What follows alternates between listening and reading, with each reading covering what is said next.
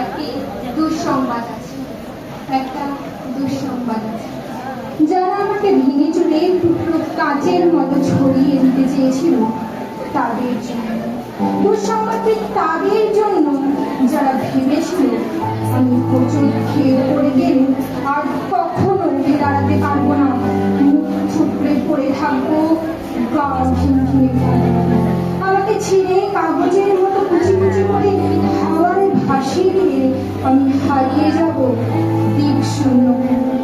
যে আমাকে টেনে হিচড়ে নামিয়ে দিতে চেয়েছিল অতলান্তিক বিষাদ সমুদ্রে, ডুবিয়ে দিতে চেয়েছিল পৃথিবী বিভূষণ, যে আমাকে অযুত রাতে কান্না লিখে দিয়ে বুকের ভিতর ঘুরে দিতে চেয়েছিল শ্যাওলা জমা মজা পুকুর, যে আমাকে দুঃখ দিয়ে পুড়িয়ে শেষে উড়িয়ে দিতে চেয়েছিল ছাইয়ের মতন, তাদের জন্য দুঃসংবাদ, একটা দুঃসংবাদ আছে।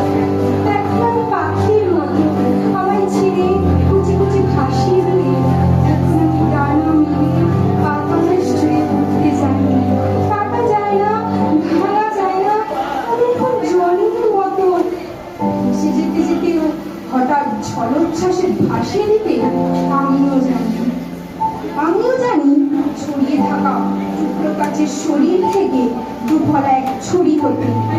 এই যে মানুষ দুঃখ দিতে দুঃখ ভীষণ, সেও জানো আমি এখন হাসতে